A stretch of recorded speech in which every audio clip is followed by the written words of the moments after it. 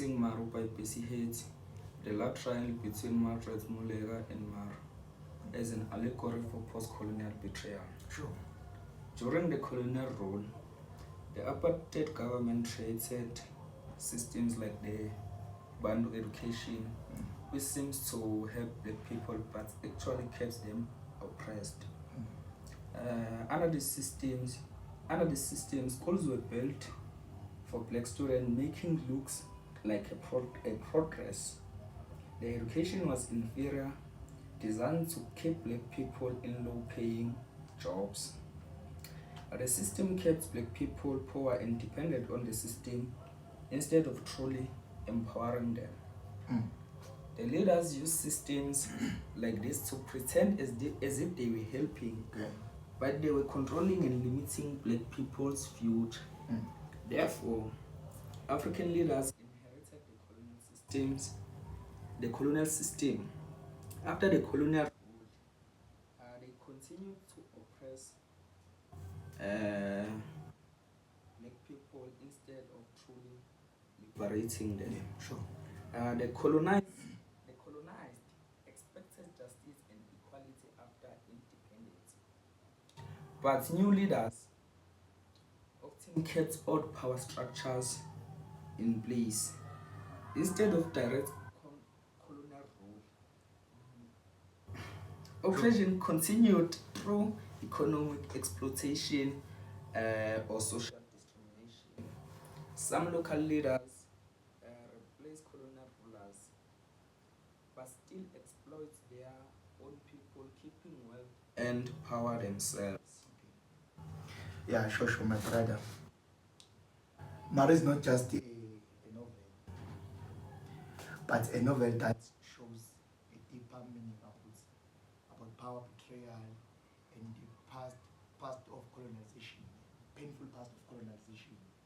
Yes, this triangle become an allegory or a symbol, allegory or a symbol of how colonizers and the colonized people interacted and struggled for control and identity. Yes. Let us talk about Margaret Cardinal. You see, Margaret Cardinal, at first Margaret Cardinal, the senior one, used to say, one day you will help your people. Yes. And that can be seen as faith she had. Just like the time of colonization, people had faith that one day the colonization will end. Yes. So she's a Masara. Yes, she's a Masara woman group treated as less than a human in Botswana. That is Margaret Cardinal, the senior one. Sure. In Botswana, Botswana people. In the novel, she says, or the learner says in the novel, how can a bushman becomes a teacher? How can a bushman become a teacher? Even though she's smart and kind, society sees her as a dirty and low only because of her background. This mirrors how colonized people were seen by European colonizers, not as equal but as lesser being, even though they were intelligent or capable. You see? I understand. Yeah. Okay. Sure. You really cultivated well on how Margaret represent the colonized in the novel. Sure.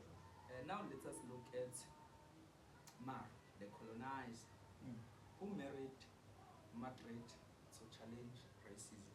Yeah. Maru uses his power to force change, but he does this without giving Margaret a choice. Okay. Maru controls her fate without asking her opinion, just like the colonial rulers who claims to help the oppressed but still make decisions for them. Okay. Maru sneaks off to see Margaret on the night of the lady's wedding. Okay.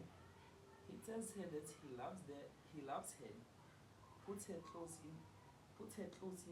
in his car, Sure. and leaves Dilepe with her.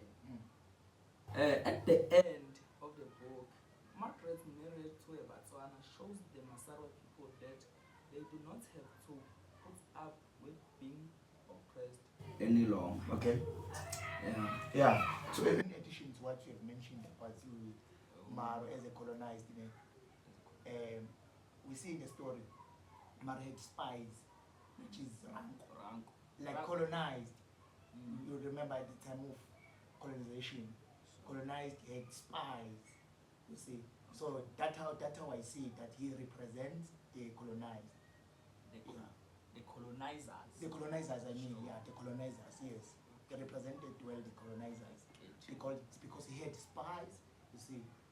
Yeah, just like the colonized during the time of colonization. Yes. Yeah. Okay. Mentioned my brother, the artistic work of Margaret Cardinal. Okay. You see, the artist work challenge the idea that the Masara people are inferior. Okay. Yeah. We'll now look at more like the betrayer. Sure, the betrayer. As first shows love and care for Margaret. He sees her worthy and treats her well. In this way, he represented a kind of hope and new path for a society where love and equality might grow. But in the end, he leaves her behind, unable to stand against the rules of judgment of the society, of his society. Sure. This is a betrayal, and it shows how those in power, even when they feel sympathy, after choose comfort and status over true justice. Sure. Yeah. So the novel Triangle becomes a story about post-colonial power. Sure. Post-colonial power. Margaret is like the colonized, pushed down and used as a symbol. People's games. Sure. Muleka is one of okay, man, you know it. Is one of who fails to stand strong for what is right. He fails to stand strong for what is right because he betrayed who? Margaret. Sure, Margaret. Sure. Fight for Margaret. Sure. Betrayed feels betrayed. Many colonized people felt this betray. It can be seen as betrayed. That many people who were colonized felt. Sure. Okay, to add on Muleka. Muleka was benefiting from the system that oppresses the Masar. Much like post-colonial leaders who failed to truly free people after colonial rule ended. Yes. Those people said they loved the blacks, remember? They loved the colonized, but they were not really loving them, but they used them. They were using them, so they betrayed. That can be seen as a betrayal. Sure. Okay, I get you. Was colonial betrayal. Yeah. At the end, my brother Lamini, Bessie Head uses these triangles to question my brother. Okay. Not just personal love, see, but the whole system of power. She shows how deep colonial wounds go and how even after colonizers leave their ways of thinking, see, and actions of people left behind. Okay, get you, my brother. I wish we had the whole day, but time is really slipping away. Sure. If I was at home, we would be saying it's cuts in the way. But people at home, we're gonna be still digging deep about this matter on our social media platforms. Don't forget to hit that like and subscribe button. It's me signing out, Siyanda Lungelo, with my brother. Same time, same place.